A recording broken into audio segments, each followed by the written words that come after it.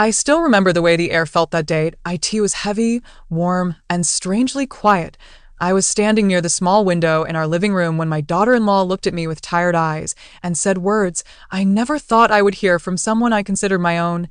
Amy, maybe it is better if you go back to your old home for some time. Her voice was not loud. She was not angry. She sounded exhausted, as if she had been fighting with herself before she finally spoke. And I smiled. I do not know why I smiled. Maybe because smiling was easier than letting my heart break. Maybe because I did not want her to feel guilty.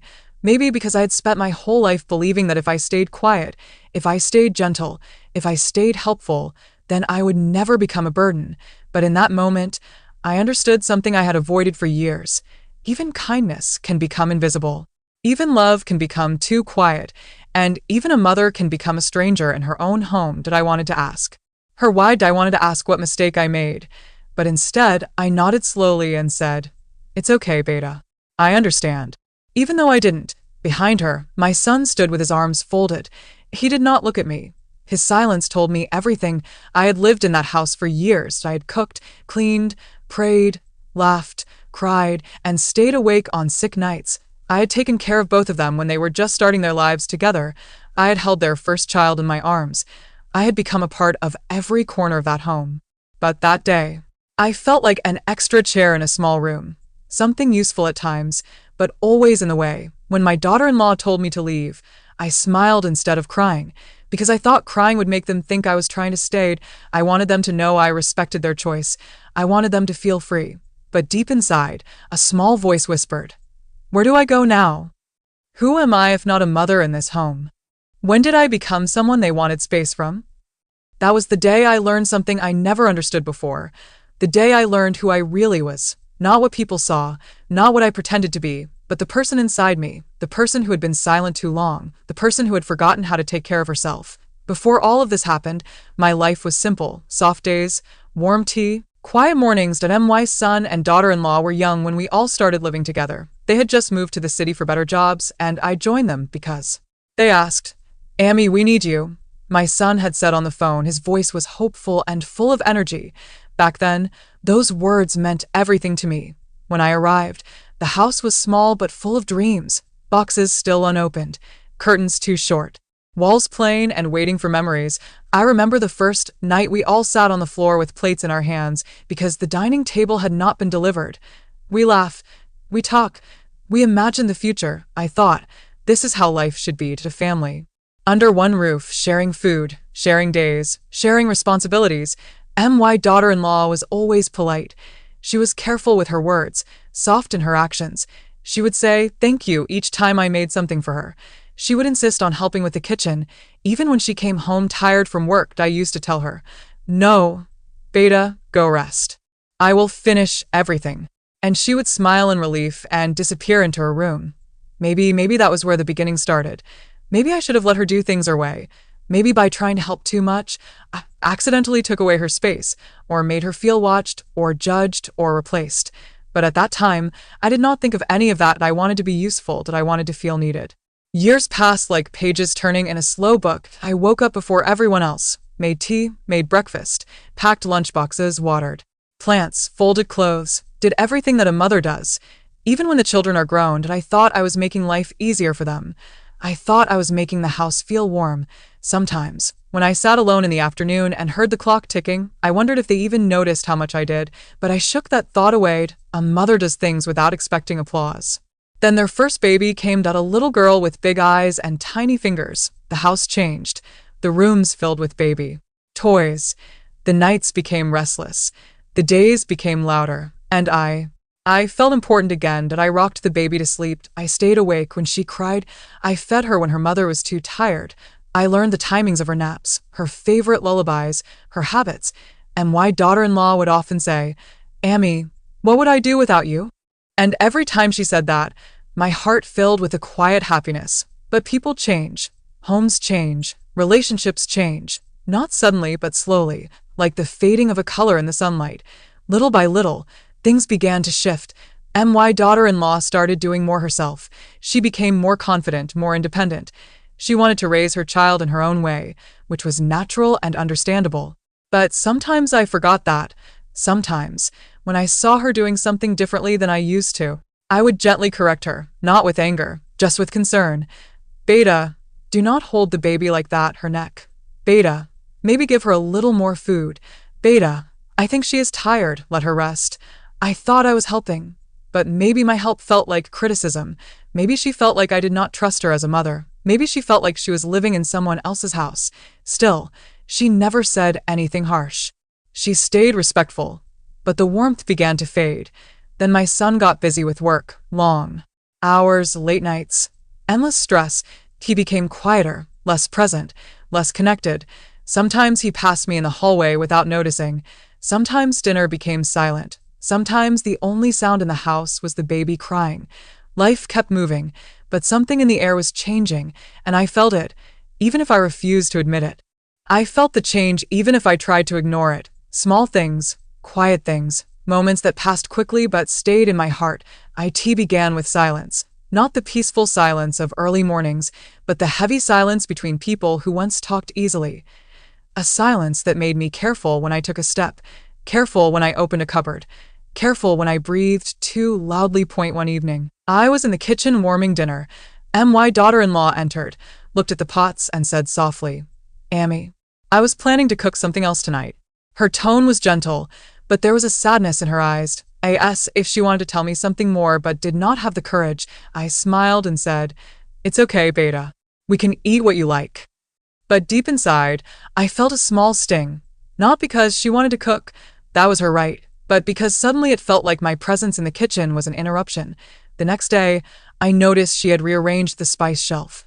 Everything in new places, everything in new jars. There was nothing wrong with IT. IT was her home, but something about it made me feel like a visitor. Later, while playing with my granddaughter, I said, "Come to Dottie, my little one." But she ran to her mother instead, holding her leg tightly. My daughter-in-law laughed softly. "She is becoming more attached to me these days." I nodded. That was good, healthy, natural. But I felt something in me sink a little. IT wasn't the child's fault. IT wasn't anyone's fault. IT was just life changing, and me struggling to keep up. Small misunderstandings, the small cracks became more visible with time. One afternoon, I washed all the baby's clothes. I thought I was helping, but when my daughter-in-law came home, her face fell. "Amy, I had them sorted for a reason. Some were for night, some for the doctor visit." I apologized immediately, but she shook her head. No, it's fine. I will resort them." Her voice was calm, but her eyes were tired. Another day, I cleaned the living room. I moved a few cushions, folded a blanket, and set the toys neatly. My son returned from work and said, "Ma, where is my file?" "It was here on the sofa. I kept it safely in the drawer." I said. "Oh," he replied, scratching his head, annoyed but trying not to show it. "It's okay. I will find it." But his voice felt different, as if my help had become an inconvenience. Moments like these should not matter, but when they happen again and again, they make a person feel smaller, like they are taking up too much space, like they are walking in someone else's rhythm, like the home no longer moves with their heartbeat. The first real conversation one night, my daughter-in-law came into my room quietly. I was sitting on the bed with my prayer beads, letting them slip through my fingers one by one. She sat next to me. "Amy, can I say something?" "Of course, Beta." She took a long breath. "Sometimes, I feel like I am not doing things right. Sometimes when you help too much, I feel like I am failing as a mother or as a wife." I looked at her, surprised. "I never meant to make you feel that way." "I know," she said quickly. "I know you are trying to do good. But sometimes I feel like this is not my home. Like I am living under someone else's habits." Her words were honest, painful, but honest. I nodded slowly. "I understand, Beta. I really do." But even though I said I understood, my heart felt heavy. I spent the whole night awake, thinking, had I really taken too much control of the home? Had I been too present? Had I tried to make things perfect and ended up making someone else feel imperfect? Still, after that conversation, I tried to make changes. Did I step back from the kitchen? Did I waited for her to ask before helping with the baby? I kept quiet when she made decisions. But even then, something remained off. It felt like the distance between us had already grown too wide. My son's shifting distance. My son, who once ran to me with every small success, became quieter with time. When he came home, he went straight to his room, Sometimes he ate silently, scrolling on his phone. Sometimes he didn't talk at all, unless spoken to point one afternoon. He spoke after many days of silence. "Ma, maybe you should take some rest. You do too much." His words were kind but distant. They felt like a message passed through a window rather than spoken heart to heart. I wondered if my daughter-in-law had spoken to him. Or maybe he had noticed tensions himself. Or maybe he felt I was interfering. But he never said anything directly. And I did not ask. I didn't want to make things harder. A moment that hurt more than it should have. The real turning point of the rising tension happened on a Sunday morning. The baby was crying loudly. Her little voice echoed through the small apartment. My daughter-in-law looked frustrated, her hair messy, eyes red from lack of sleep, but I said gently, "Beta, give her to me. I know this cry. She just wants to be held." She hesitated, then handed me the child. Within 2 minutes, the baby calmed down and fell asleep on my shoulder. I looked up and saw something in my daughter-in-law's eyes. Not anger, not jealousy, but something much heavier. "Insecurity," she whispered. "Why does she calm down faster with you?" Her voice cracked. I felt a chill run through me. I did not want to be the cause of her pain. I did not want my bond with the baby to feel like a competition. I handed the child back to her. But the moment had already carved a mark in her heart, and mine. Later that night, I heard her talking to my son. "I don't know what to do," she whispered. "I feel like I have no space. I feel like everything I do is already done by someone else. I feel like I am not a mother, just a helper in my own home." My son said nothing for a long time. Then he said, "I will talk to Ma." My heart stopped for a moment. The day the words changed everything. He didn't speak to me that night. But the next morning, he came into my room, holding his cup of tea. "Ma, we have been thinking." He looked uncomfortable, too careful with his words. "You have done everything for us. You raised me alone. You worked so hard. You deserve peace now." Peace. That word sounded like a pillow placed gently over someone's mouth. He continued, Maybe you should spend some time at the old house. Just for a few months. Until we settle things here." I felt the world become quiet. I looked at him, my son, the child I held through storms, the boy I fed with my own hands, the man whose every achievement made me proud, and he could not meet my eyes. Instead of crying, I smiled. A small smile, the kind that hides more than it shows. "I understand," I said softly, even though I didn't. And maybe he didn't understand either, how deeply those words would stay with me. I packed my things slowly, not because I had too much to take with me, but because every item held a memory. A shawl my daughter-in-law gifted me on my birthday, a dress my son bought for me when he got his first salary, a small sweater I knitted for my granddaughter when she was born. Each piece felt heavier than it looked. Each fold felt like I was closing a chapter with my own hands. The house was quiet that morning, too quiet. The kind of quiet that happens before people say something they don't want to say. My bag lay open on the bed. I placed my clothes inside one by one. My hands were calm, but my heart trembled. For years, I had arranged their drawers, folded their clothes, cooked their meals, cleaned their rooms. But now, folding my own clothes felt like stitching a wound that was not ready to be closed. I sat on the edge of the bed for a moment and whispered to myself, "Why does leaving feel like failing? Why does love sometimes push us out instead of pulling us close? Where did I go wrong?" But no answer came, only the ticking of the wall clock. A soft knock on the door. My daughter-in-law entered the room slowly. She stood near the door, her hands holding the edge of her shirt. "Amy, you don't have to pack everything. Just take what you need." I looked up at her. Her eyes looked swollen, as if she had been crying. Her voice was gentle, but there was guilt inside it. Heavy guilt. I nodded. "Okay, Beta." She stepped closer. "Amy, please don't think we don't love you." I smiled a little. "I know." But I don't think she knew how deep the pain went. Not because she was cruel, not because she disliked me, but because some pains cannot be seen. They live quietly in the space between words. She sat on the bed beside me. "I feel like a terrible person," she whispered. "You are not," I said. "I don't want you to leave," she continued, "but I also feel like I cannot breathe. I feel like I'm failing at everything, and I don't want to fail in your eyes." Her voice trembled. I felt something inside me soften. Even in this moment of pain, she was a girl trying her best to be a wife, a mother, a daughter-in-law, all at the same time. Maybe I held on too tightly. Maybe she needed space to discover herself. Maybe love is sometimes a wall instead of a bridge. When we don't realize we are building it, I place my hand on hers. Life is not about choosing who is right or wrong, I said. Sometimes two people hurt each other even when they don't want to. She lowered her head and cried quietly, and I sat beside her, holding her hand, feeling our hearts break in the same room for different reasons. My son's silence. When my son came home that evening, he paused at my door when he saw the packed bag. "Ma, you already packed?" His voice was soft, almost guilty. "Yes," I said. He stepped inside, sat on the chair, and looked at his hands. "Ma, I don't want you to think we are sending you away." "I don't," I replied, but the truth was heavier than the words. He continued, "Things have become stressful. I come home tired. She is tired. You get tired. Everyone is trying." "I know," I said. He looked up, his eyes searching mine. "I just want peace in the house." Peace, that word again, suddenly.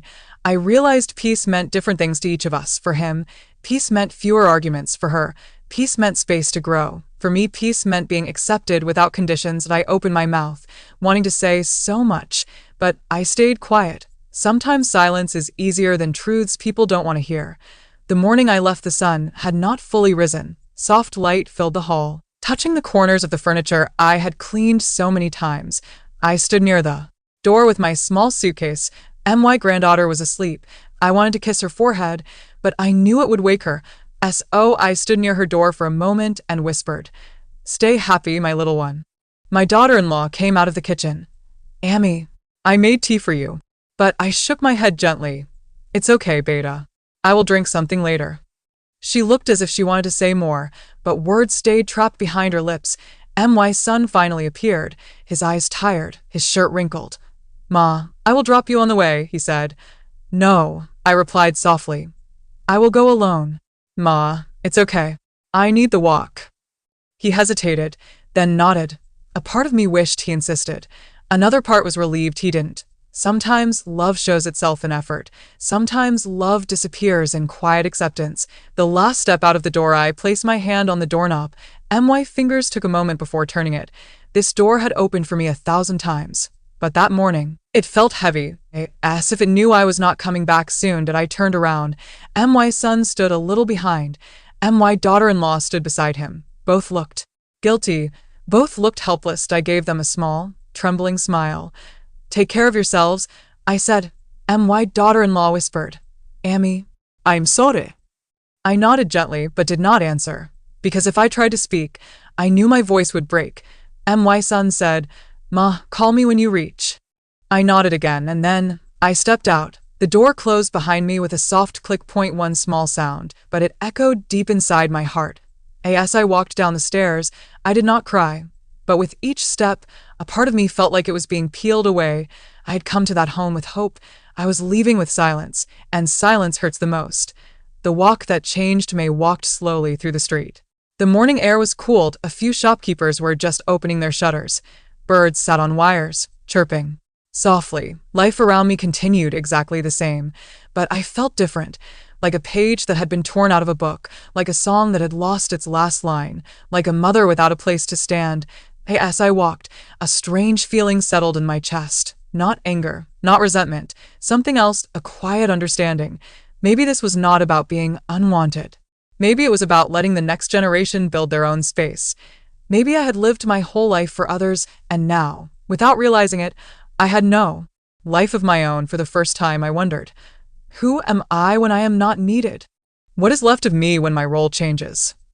Those questions followed me like shadows, but somewhere inside that ache, something began to wake up, something that had been asleep for years, a truth I never wanted to face. The turning point realization: I reached the main road, sat on a bench, and watched people passing by. Mothers carrying children, elderly parents walking alone, young couples laughing, workers rushing to their jobs. Everyone had a story, everyone had a home, everyone had a place they belonged. And I felt like I was standing between two worlds, the world of who I used to be and the world of who I must become now. That was the moment I whispered to myself, maybe this is not the end. Maybe this is the beginning of finding who I really am. For the first time in many years, I stopped seeing myself only as a mother, a helper, a caretaker. That I saw myself as a person, that a woman who had given her whole life to others and now had to learn how to give something to herself. That was the real turning point, not the moment they told me to leave, not the moment I packed my things, not the moment the door closed behind me. The real turning point was when I finally understood. Love does not disappear just because people change, but sometimes we must step away to discover the part of us we forgot to love. I stayed at my old house for the first few days quietly. The rooms were familiar, yet empty in ways I hadn't noticed before. The walls echoed with memories of my youth, of small joys and small pains. But there were no children's toys, no laughter, no little footsteps running to greet me. I spent the first morning sitting by the window, watching the sky turn from gray to soft blue. The wind touched my face gently, and I realized I hadn't felt the wind on my own face in years. Not really, that I had always been focused on someone else, someone who needed me, someone I loved. The silence was heavy at first, and it felt like the walls were holding their breath. But slowly, as I breathed and let myself simply exist, I noticed something. I could feel my own heartbeat, that I could feel my own thoughts, that I could feel me, that I began small, that a cup of tea in the morning, made exactly how I liked it. Reading a few pages of a book I had started months ago but never finished, walking slowly through the small garden, touching the flowers I had planted long ago. First, there was guilt. Guilt that I had left my family. Guilt that I had taken space that they might have wanted. But the guilt softened when I realized leaving didn't mean I stopped loving them. It didn't mean I stopped being part of their lives. It meant I was learning to love myself too. Small steps of healing. I began writing letters, not to send, but to speak. Release thoughts that had been bottled up for years. Sometimes I wrote to my son, sometimes to my daughter-in-law, sometimes just to myself. Today, I walked in the garden and watched the sun touch the flowers. I felt like I was seeing the world for the first time. I miss you all, but I also feel lighter. Every letter was a step toward peace. Every word was a step toward understanding. I started cooking for myself again. Not for anyone else, not for duty, not for expectation. I cooked slowly, tasting each flavor, enjoying the smells. I realized how much I had missed the simple joy of doing something just for myself. Even my granddaughter appeared in my thoughts constantly. I worried about her, of course. But I no longer felt responsible for controlling every moment of her life. I had given her love. Now, I could give her the freedom to grow, and myself the freedom to live. A quiet letter from home one evening. As I sipped tea by the window, I received a small envelope. My hands trembled as I opened it. Inside was a note in my daughter-in-law's careful handwriting. Amy, I hope you are safe. We are sorry if we hurt you. We miss you. We love you. Take your time. Come back when you are ready. I read it slowly. My eyes blurred with tears, but they were not tears of sadness. They were tears of relief, of hope, of understanding. I realized then that love is never truly lost. Even when people need space, even when relationships change, the bond remains. And sometimes, the space itself is a gift. It allows love to breathe. It allows hearts to heal. It allows people to find themselves again. Self-discovery. In the days that followed, I started walking further. I went to the park, to the market, even to the small library downtown. And I met people who didn't know my past, people who didn't have expectations of me. And slowly, I began to feel a new sense of identity. I was not just a mother or a grandmother or a daughter-in-law. I was a person, a woman who had loved, who had given, and who still had so much left to discover. I started journaling every night. I wrote about small joys, quiet moments, and my own thoughts. I began noticing details I had never seen before. The smell of rain on soil, the sound of birds in the morning, the softness of my own hands when I held a cup of tea. One day, while walking, I thought about my son and daughter-in-law. I realized I did not need to wait for them to understand me. I did not need to prove myself. I did not need permission to exist fully. I whispered to myself, I am enough. I am enough as I am, and I will continue to love them, but I will also love myself. Forgiveness and acceptance. Forgiveness came slowly, not because anyone had done anything terribly wrong, but because I had held my own expectations too tightly, that I had held on to the idea that love meant giving everything, even if it hurt me silently. Now, I understood that love also means letting go, that it means allowing others to grow, that it means accepting change, that it means forgiving ourselves for being human, that I thought about the times I felt invisible, the times I felt unwanted, the times I worried that leaving meant failure, And I forgave myself for trying too hard, for expecting too much, for staying silent when I should have spoken, and I forgave them for needing space, for making choices I did not understand, for being human too. The heaviness in my chest began to lift, that I could breathe again, that I could smile again, that I could feel hope again. Reconnecting with my family weeks later, I returned home. Not because I was forced to, but because I wanted to. The house felt the same, yet different. The air smelled familiar. The walls seemed to welcome me. My son opened the door before I could knock. His eyes softened as he said, "Ma, welcome back." I smiled, feeling a warmth that I had almost forgotten. "It's good to be home," I said. Inside, my daughter-in-law came from the kitchen. She hugged me tightly, and for a moment, everything felt right again. And oh, words were needed. And oh, explanations, just love. And my granddaughter ran to me, throwing her tiny arms around my legs. I laughed, a real laugh that came from deep inside. I felt needed, yes, but also free. Balanced, I realized that stepping away had not broken our bond. IT had strengthened IT had allowed each of us to understand what we truly wanted. That IT had allowed love to breathe. That a new beginning, I no longer felt invisible in my own home.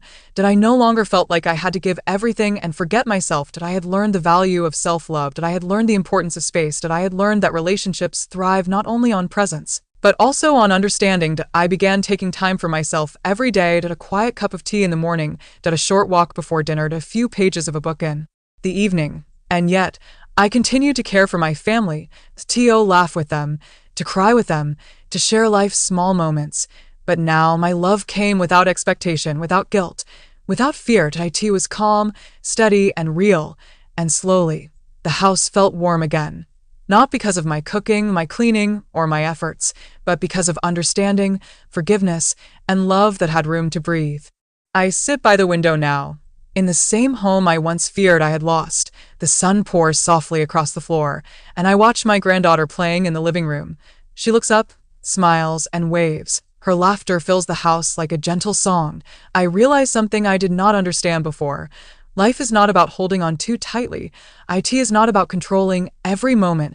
IT is about letting love flow naturally. Even when that means stepping back. That I think about the day I left, the day I packed my bag, quietly walked down the street, and wondered who I really was. That I remember the ache, the uncertainty, the quiet sadness, and I am grateful, because that pain taught me something important. IT taught me that I am more than a mother, a grandmother, a caretaker. I am a person with my own needs, my own dreams, my own heart, and loving myself does not take away from my love for others. That IT only makes it deeper, steadier, more real. That I have learned to forgive, not only them, but myself too. That I have learned to accept change. I have learned to embrace space, to value silence, to find strength in quiet moments. And I have learned that love is strongest when it has room to breathe. My son sits beside me now, quietly reading his book. My daughter-in-law enters with a warm cup of tea for me. We smile at each other, simple and gentle, with no words needed. And my granddaughter runs into the garden, chasing butterflies, her laughter echoing in the afternoon light. I take a deep breath and whisper softly to myself, "This is who I am. This is my life. This is love in its purest form, calm, patient, and free." I know there will be challenges ahead. That I know there will be moments of doubt, moments of worry, moments when life feels heavy.